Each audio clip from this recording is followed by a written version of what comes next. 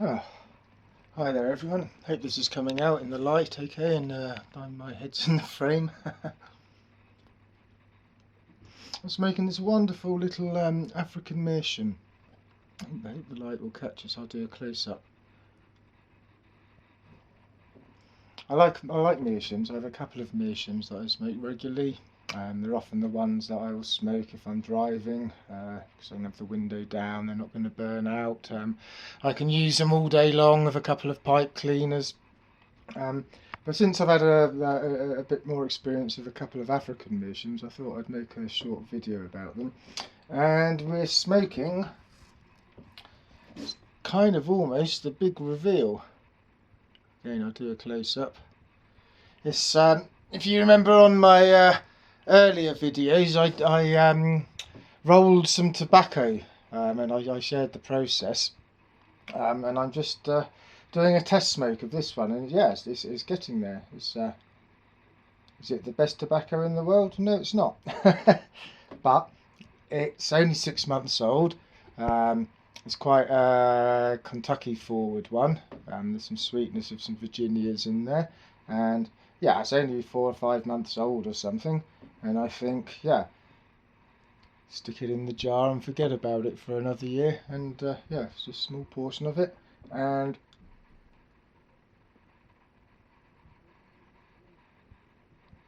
yeah, it's interesting. I think yeah, it's definitely a curio. Anyway, meandering. Yeah, so basically, yeah, I think it was Beer Barbecue Man suggested in the comments, for my 100 subscriber giveaway, I should actually give away some of this homemade tobacco. So I think that's a good idea, and yeah, so this could be yours. Yeah, I'll get back to that at the end of the video of how we're going to do it. But yeah, there's about 70 grams, 3 ounces thereabouts there. So yeah, there could be a lucky winner. Anyway, back on to the meerschaum story. So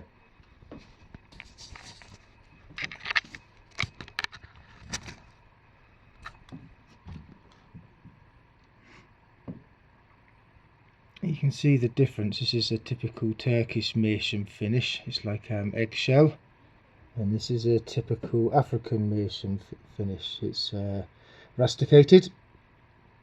It's a lot harder, the African. It's a lot more solid.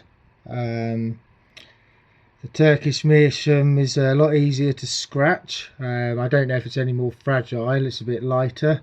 So yeah, there's differences between the two materials, that's for sure. For me, the big difference is the attachment system from the stem to the tenon. On the Turkish meerschaums, they generally have this nylon push-pull insert, and then that's threaded in there somewhere, and it has the female nylon for this, and it pushes in. And the problem with this is it really does restrict draw, and they get wet there, you know. Quite often you find yourself having to break, you know, because it's safe to break the pipe apart mid-smoke with this system, and run some pipe cleaners through, and it's a bit annoying. But you get used to it, and you know, meerschaum is meerschaum. This one's starting to get a bit of colour to it. And the other thing with the Turkish ones of this price range, but you know, it's quite common, the ones you see on eBay, is I think the stems are pre-made, and they make the pipe to the stem because the lines never really, you can see this line on the Bulldog, and it gets to the stem and it changes angle, and so they're not really the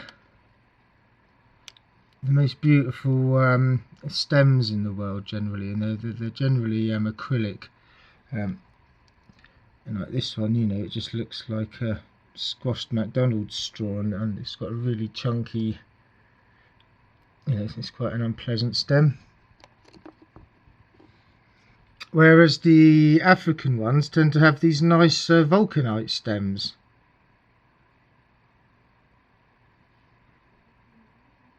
Actually, quite nice stems in comparison, and they have a different attachment system. There's a thread on the stem itself, metal thread, and because the African meerschaum's harder, it just the stem just threads straight into the shank, and it doesn't restrict the airflow at all. You don't get any wet build up compared to the Turkish ones. But yeah, they're the main differences I've found. I don't know if there's much difference in smoking quality, to be honest with you. I think it's yeah, it's nice to have both.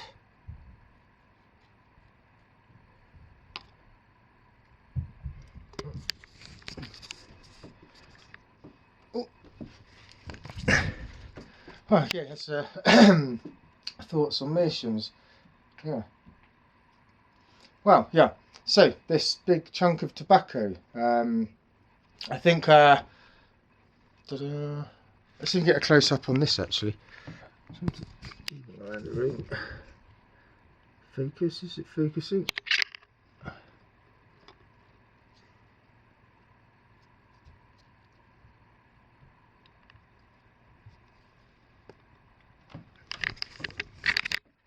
So yeah, what I'm going to do is I think subscribe if you haven't subscribed, and I'll just randomly everybody leave a comment who's interested in winning this, and I'll post it to you wherever you are, no problem. And I will, when all the comments are there, and I think the best time to pick the draw is the 1st of January because it's an easy date to remember, and then there's plenty of time for people to sign up, as it were, and I can remember the 1st of January okay also, and then it will be like a New Year surprise for somebody.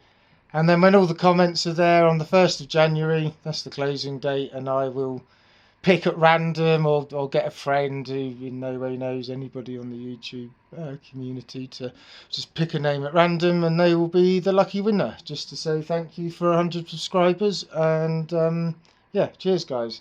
And if I don't see you before, it's possible, it's possibly not, have a great Christmas, and remember to stay safe and enjoy your pipes, and look forward to seeing you all soon. Take care now.